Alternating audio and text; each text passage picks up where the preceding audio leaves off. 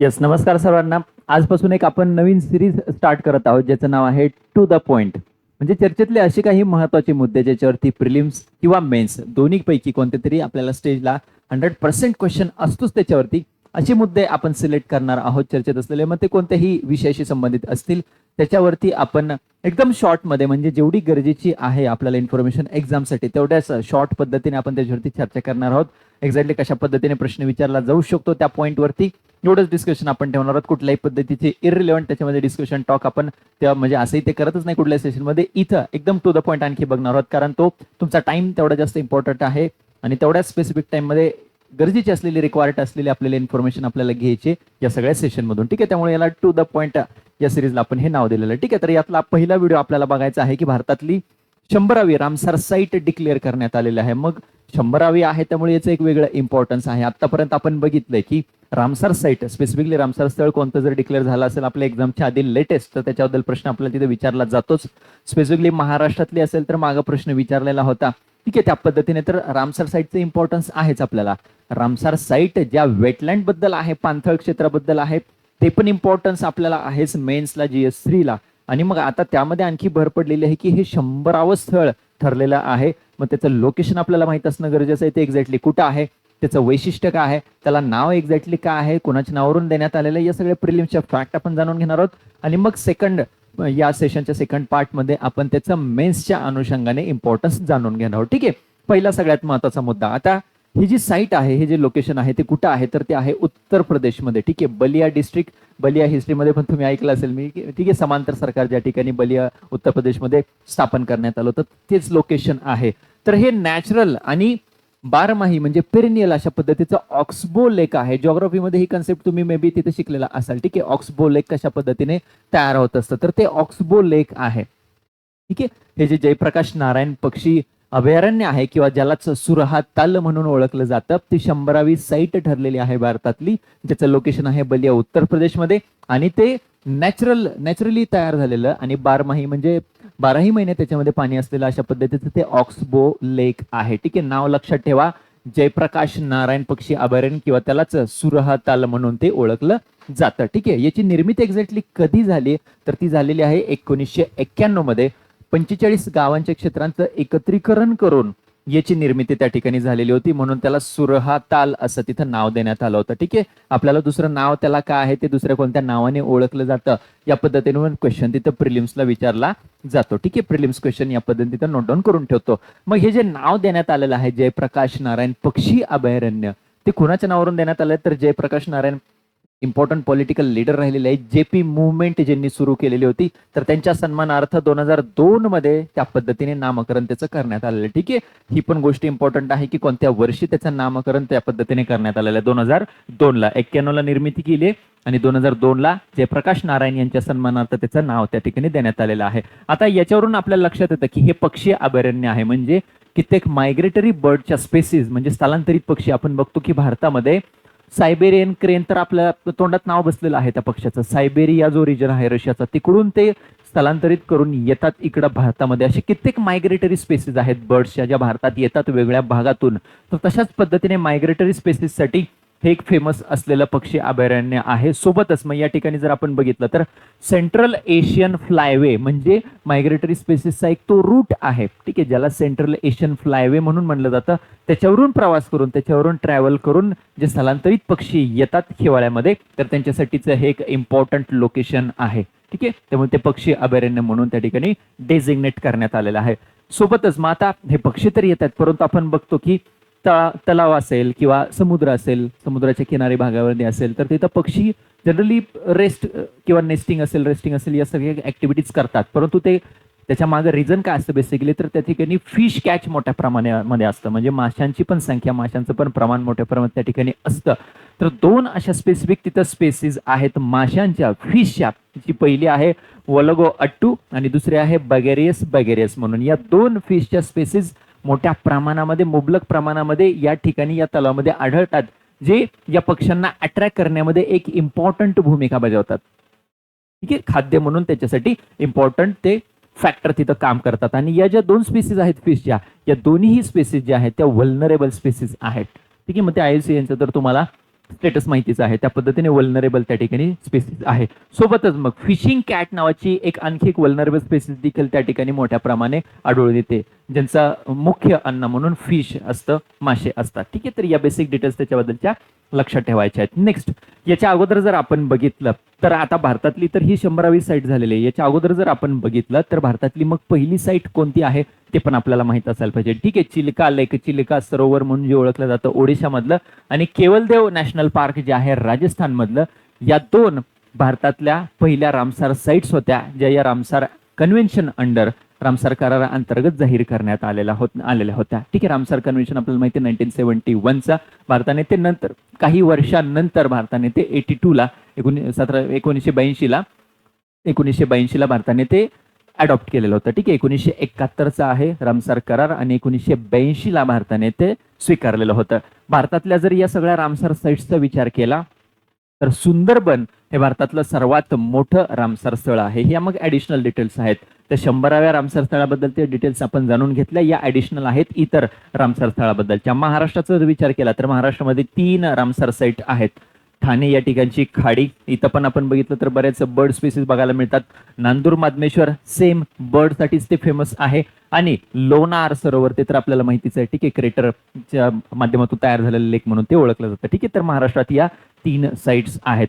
भारतातल्या पहिल्या साईट्स लक्षात ठेवा. 1971चा हा रामसार करार 2 फेब्रुवारी 1971 झालेला होता, म्हणून तो दिवस आपल्याकडं जागतिक पातळीवरची जागतिक पाणथळ दिन म्हणून सेलिब्रेट केला जातो, वर्ल्ड वेटलँड्स डे. ठीक आहे, 2 फेब्रुवारी 1971, आणि भारताने 1982ला तो स्वीकारलेला होता करार. ठीक आहे, तर त्या बाबतीतलाच हा करार आहे, इंटर गव्हर्नमेंटल आहे. बघा, या कन्व्हेन्शन बद्दल पण आपल्याला मल्टी स्टेटमेंट क्वेश्चन विचारला जाऊ शकतो. ठीक आहे, तर हा एक आंतर सरकारी करार आहे, इंटर गव्हर्नमेंटल आहे, म्हणजे डायरेक्टली गव्हर्नमेंट्स इन्व्हॉल्व आहेत वेगवेगळ्या देशांचे याच्यामध्ये. कशासाठी? पाणथळ जागा, जे वेटलँड्स आहेत त्याचं संरक्षण संवर्धन करण्यासाठी म्हणून या पद्धतीने करण्यात आलेली ही एक ॲग्रीमेंट आहे, एक कन्व्हेन्शन आहे. ठीक आहे, कधी झालेलं आहे? 1971ला. कुठं? इराणमधली रामसार नावाची सिटी आहे, त्याच्यावरूनच मग ते नाव पडलेलं आहे. इराणमधली रामसार सिटी आहे, 1971ला त्या ठिकाणी तो करार करण्यात आला होता. अंमलात कधी आला? 1975ला. ही डेट इम्पॉर्टंट असते, आपल्याला बऱ्याच वेळा कन्फ्युजन होतं की एक्झॅक्टली त्याच्यावरती स्वाक्षरी कधी केली आणि अंमलात कधी आला. अंमलात आलेला आहे तो 1975ला. भारताने 1982 मध्ये या कराराला मंजुरी दिलेली आहे. त्याच्या अगोदरच 1 वर्ष 1981लाच भारतातल्या त्या 2 साइट्स, चिल्का लेक आणि केवलदेव नॅशनल पार्क, त्या 2 साइट्स ऍड झालेल्या होत्या या रामसर लिस्टमध्ये, या रामसर कन्व्हेन्शनच्या अंडर. ठीक आहे, आता याच्या बाबतीमध्ये जर विचार केला तर हे जे कन्व्हेन्शन आहे, ठीक आहे, हे जे कन्व्हेन्शन आहे, जो करार आहे, तो 3 प्रमुख पिलरवरती, 3 मेजर पिलरवरती तो आधारित आहे.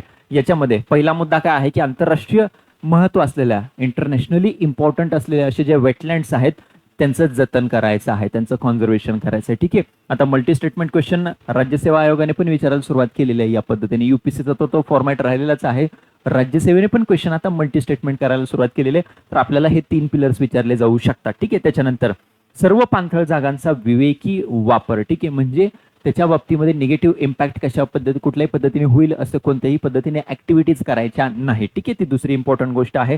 आणि तिसरी गोष्ट आहे की सामायिक म्हणजे कॉमन ज्या वेटलँडच्या स्पेसेस असतील किंवा स्थलांतरित प्रजातीच्या बाबतीमध्ये आंतरराष्ट्रीय सहकार्य करायचं आहे या रामसर कन्व्हेन्शनच्या अंडर. ठीक आहे, कारण मायग्रेटरी स्पेसिस म्हणलं तर मग त्या वेगवेगळ्या देशांशी संबंधित असतात, वेगवेगळे देश त्याच्यामध्ये इन्व्हॉल्व होतात. ठीक आहे, जिथून ती स्पेसिस निघाली आहे आणि जिथं ती पोहोचणार आहे त्या पद्धतीने मग त्याच्यामध्ये पण आंतरराष्ट्रीय सहकार्य करणं, हे 3 प्रमुख स्तंभ आहेत या कन्व्हेन्शनचे, या रामसार ॲग्रीमेंटचे. याच्यामध्ये निकष काय असतो, म्हणजे ही जी रामसार साईट एखादी सिलेक्ट करायची आहे स्पेसिफिकली, ठीक आहे, आता ही जी सुरातळ 100वी ठरलेली आहे साईट, तर ती लिस्टमध्ये ऍड करण्यासाठी क्रायटेरिया काय असतात, निकष एक्झॅक्टली काय असतात. ठीक आहे, तर त्याच्यामध्ये निकष काय सांगितलेलं आहे, 9 निकष त्यांनी दिलेले आहेत. त्या 9 निकषापैकी कुठल्याही एका निकषाची जरी पूर्तता त्यांनी केली तरी त्याला रामसर लिस्टमध्ये ऍड केलं जाईल. ठीक आहे, 9 निकष आहेत. आकडा लक्षात ठेवा, किती निकष आहेत? 9 निकष आहेत. त्यापैकी एक जरी निकष कंप्लीट केला, एक जरी क्रायटेरिया फुलफिल केला त्या साईटने, त्या लोकेशनने, तरी त्याला या रामसर लिस्टमध्ये ऍड केलं जात असतं. ठीक आहे, हे झालं रामसर कन्व्हेन्शन बद्दल. आता आपण वळूया वेटलँड्सकडे. ठीक आहे, इथपर्यंतचा पार्ट जो होता हा टोटली प्रिलिम्स ओरिएंटेड होता. इथून पुढे मेन्स डिस्क्रिप्टिव्ह पॅटर्नचा पार्ट स्टार्ट होतो. वेटलँडचं इम्पॉर्टन्स काय आहे, या पाणथळ जागांचं, या पाणथळ प्रदेशांचं महत्व काय आहे पूर्ण इकोसिस्टीम मध्ये, ते आपल्यासाठी इम्पॉर्टंट आहे. ठीक आहे, मग याच्यामध्ये जर बघितलं तर वेटलँड म्हणजे एक्झॅक्टली काय, त्याच्या डेफिनेशन पासून तुम्हाला गोष्टी माहित असायला पाहिजे. ठीक आहे, त्याची व्याख्या काय आहे इथपासून तुम्हाला गोष्टी माहित असायला पाहिजेत. ठीक आहे, ती अशी जागा असते ज्या ठिकाणी वॉटर म्हणजे पाणी हे बारमाही उपलब्ध असतं कंटिन्युअसली किंवा सिजनली उपलब्ध असतं. ठीक आहे, ती एक गोष्ट लक्षात ठेवा. आणि तो ट्रान्झिशन झोन असतो लँड आणि ॲक्वेटिक इकोसिस्टीम मधला, म्हणजे जमीन आणि पाणी याच्यातला तो ट्रान्झिशन झोन असतो. ठीक आहे, स्थित्यंतराचा भाग प्रदेश म्हणून तो ओळखला जातो. ही डेफिनेशन लक्षात ठेवा. वेटलँड्स बद्दल क्वेश्चन विचारला आपल्याला मेन्सला तर इंट्रोडक्शन मध्ये तुम्ही ही डेफिनेशन वापरू शकता. ठीक आहे, मग कशा कशाला कन्सिडर केलं जातं वेटलँड म्हणून, तर त्याचे काही एक्झाम्पल्स इथं नमूद केलेले आहेत. मार्शी लँड म्हणून जो ओळखला जातो भाग, स्वॅम्स असतील, दलदलीचा प्रदेश असेल. ठीक आहे, मॅनग्रोव्ज बघा, खारफुटी वन किंवा कांदळवन ज्याला म्हणलं जातं तो भाग असेल, फ्लड प्लेन्स असतील. ठीक आहे, तर या पद्धतीने हे एक्झाम्पल्स दिलेले आहेत ज्याला वेटलँड म्हणून कन्सिडर केलं जाऊ शकतं, जेणे जर ते क्रायटेरिया कम्प्लीट फुलफिल केले तर. ठीक आहे, आता वेटलँड्स इम्पॉर्टंट का आहेत, कारण पहिला सगळ्यात महत्वाचा मुद्दा तर ते बायोडायव्हर्सिटीचे हॉटस्पॉट आहेत, जैवविविधतेचे ते हॉटस्पॉट आहेत. ते बघा 6% पार्ट कव्हर करतात. पूर्ण अर्थचा जो लँड सरफेस आहे त्यापैकी फक्त 6% पार्ट कव्हर करतात, पण 40%, परंतु 40% प्लांट आणि ॲनिमल स्पेसिससाठी ते एक आधार म्हणून काम करतं. हे त्याचं इम्पॉर्टन्स आहे. ठीक आहे, हे महत्व आहे. आपल्याला वेटलँड्स बद्दल जर क्वेश्चन विचारला मेन्सला तर ही गोष्ट आपल्याला त्याच्यामध्ये ऍड करावी लागेल की वेटलँडला कॉन्झर्व करणं, या पाणथळ प्रदेशांना सुरक्षित ठेवणं, त्याचं जतन करणं का गरजेचं आहे, हे पहिलं रिझन आहे त्याचं. ठीक आहे, दुसरं reason, provide critical habitat and breeding grounds for wild life, म्हणजे कित्येक प्रजातींसाठी ते ब्रीडिंग ग्राउंड म्हणून, म्हणजे त्यांचा प्रजननाचं ते प्रदेश क्षेत्र म्हणून देखील काम करतं. ठीक आहे, हे झालं त्याचं दुसरं इम्पॉर्टन्स. वॉटर प्युरिफायर म्हणून ते काम करतं. ठीक आहे, पोल्युटंट्स जे काय ऍड झालेले असतील पाण्यामध्ये तर त्याला प्युरिफाय करण्याचं ते काम करतं. आपण मॅनग्रोवचे तुम्हाला माहित असेल, तुम्ही खारफुटी वनांचे कार्य, त्यांचं कॉन्ट्रीब्युशन इकोसिस्टीम मध्ये काय असतं ते वाचलेलंच असेल. ठीक आहे, त्याच्या पद्धतीने हे एक इम्पॉर्टंट एक्झाम्पल आहे आणि याला किडनीज ऑफ द लँडस्केप म्हणून ओळखलं जातं. किडनीज ऑफ द लँडस्केप का, कारण मग ते फिल्ट्रेशनचं काम करतं, वॉटर प्युरिफिकेशनचं काम करतं. किडनीचा रोल आपल्याला माहिती आहे ह्युमन बॉडी मधला काय आहे, त्या पद्धतीने त्याचं वर्क असतं. ठीक आहे, त्याच्यानंतर क्लायमेट रेग्युलेटर्स म्हणून ते काम करतं. मोठ्या प्रमाणामध्ये, मोठ्या अमाऊंटमध्ये ते कार्बनला स्टोअर करून ठेवतं. मग क्लायमेट चेंजच्या अनुषंगाने महत्वाचा मुद्दा आहे कार्बन कॅप्चर आणि स्टोरेज, ज्याला आपण म्हणून ओळखतो एन्व्हायरमेंटमध्ये, तर कार्बन कॅप्चर म्हणून ते काम करतं. ठीक आहे, ती एक महत्वाची गोष्ट आहे. सोबतच मग क्लायमेट चेंज ते म्हणजे क्लायमेट चेंजचे जे काही निगेटिव्ह इम्पॅक्ट होत आहे त्याच्यामध्ये एक पॉझिटिव्ह रोल ते परफॉर्म करणार आहे. कशाच्या माध्यमातून, कार्बन सिंक म्हणून, मोठ्या प्रमाणात कार्बन ऍब्सॉर्ब करून घेईल, त्याचं प्रपोर्शन प्रमाण खूप जास्त झालेलं आपल्याला सध्या बघायला मिळतं. ठीक आहे, त्याच्यानंतर नॅचरल डिझास्टर जे येणार आहेत, म्हणजे फॉर एक्झाम्पल पूर असेल तर त्याच्यासाठी बफर म्हणून ते काम करतं. ठीक आहे, त्याच्यासाठी एक बफर म्हणून काम करतं, किंवा शॉक ऍब्झॉर्बर सोप्या भाषेमध्ये आपण त्याला म्हणू शकतो. मग पूरजन्य परिस्थिती काय निर्माण होणार असेल, स्टॉर्म सर्जेस काय येणार असतील, हरिकेन, सुनामी सारखे ज्या घटना, नैसर्गिक आपत्ती येणार आहेत, तर त्याच्यासाठी एक बफर म्हणून, म्हणजे मनुष्य वस्ती आणि ही आपत्ती याच्यामध्ये एक बफर झोन म्हणून हे काम करतं. ते एक त्याचा इम्पॉर्टंट रोल त्या ठिकाणी आहे. कोस्टल कम्युनिटीज ज्या आहेत त्या कोस्टल कम्युनिटीजला पण या एक्स्ट्रीम वेदर इव्हेंट्स पासून ते प्रिव्हेंट करता. ठीक आहे, अशा ज्या काही क्लायमेट चेंजमुळे, हवामान बदलामुळे ज्या एक्स्ट्रीम घटना घडायला लागलेल्या आहेत त्याच्यापासून ते किनारी भागामध्ये राहिलेल्या समुदायांना प्रोटेक्ट करतं. फ्लड कंट्रोल म्हणून काम करतं. हा रोल तर माहिती आहे तुम्हाला, मॅनग्रोवचा रोल आहे. ठीक आहे, खारफुटी वनांचा तो रोल आहे, तो एक महत्वाचा. नॅचरल स्पंजेस म्हणून ते काम करतं. एक्सेस रेनफॉल आणि रिचार्ज ग्राउंड वॉटर तो पण त्यांचा एक इम्पॉर्टंट रोल त्याच्यामध्ये आहे. ठीक आहे, आणि लाईव्हलीहूड सपोर्ट, की मोठ्या प्रमाणामध्ये या सगळ्या पाणथळ प्रदेशामध्ये वेगळ्या स्पेसीज असल्यामुळे त्याच्यावरती आधारित अर्थव्यवस्थापन आहे आणि त्याच्याने मग लाईव्हलीहूडला पण कित्येक व्यक्तींच्या ते सपोर्ट करतं. हा झाला रोल या वेटलँडचा. हा आपल्याला कुठे इम्पॉर्टंट आहे तर या पद्धतीने ज्यावेळी डिस्क्रिप्टिव्ह मध्ये मेन्सला क्वेश्चन विचारतील तिथं. हा क्वेश्चन आहे 2018चा, हा क्वेश्चन आहे 2023चा युपीएससी मेन्सचा. मग राज्यसेवा मेन्सला येणाऱ्या याच्यावरती जर क्वेश्चन आला तर आपण रेडी असायला पाहिजे, कारण मग 100वे भारतातलं रामसार स्थळ ते इन लिस्ट झालेलं आहे रामसार लिस्ट मध्ये, त्यामुळे मग त्याच्यावरती क्वेश्चन आपल्याला विचारू शकतात. ठीक आहे, याच्यामध्ये बघा 2023चा प्रश्न काय आहे, पहिल्यांदा उल्लेख केलेला आहे भारत सरकारच्या उपक्रमाचा. भारत सरकारने सुरू केलेल्या नॅशनल वेटलँड कॉन्झर्वेशन प्रोग्राम, त्याच्यावरती भाष्य करा म्हणलंय. ठीक आहे, कॉमेंट म्हणलेला आहे की हे हा प्रोग्राम, हे इनिशिएटिव्ह एक्झॅक्टली काय आहे. आणि त्याच्यानंतर म्हणलंय आणि रामसार स्थळांमध्ये समाविष्ट असलेल्या आंतरराष्ट्रीय महत्व असलेल्या भारतातील काही पाणथळ जागांची नावे सांगा. बघा, म्हणजे आपल्याला एक्झाम्पल पण माहित असणं गरजेचं आहे. जे आपण प्रिलिम्सला वाचलेले असतात त्याला कशा पद्धतीने युटिलाइज आपल्याला मेन्सला करता येतं हे बघा. प्रिलिम्सच्या ज्या काही फॅक्ट्स आपण रेडी केलेल्या त्याला मेन्सला या पद्धतीने आपल्याला व्हॅल्यू एडिशन म्हणून युटिलाइज करता येतं. पहिल्यांदा त्यांनी विचारलेलं आहे नॅशनल वेटलँड कॉन्झर्वेशन प्रोग्राम का आहे, याची नोट बनवून ठेवा. ठीक आहे, याला स्टार करतोय, याची नोट बनवून ठेवा. ठीक आहे, याची नोट बनवून ठेवा. इम्पॉर्टंट तो प्रोग्राम आहे इंडियाचा. ठीक आहे, हा झाला 23चा प्रश्न.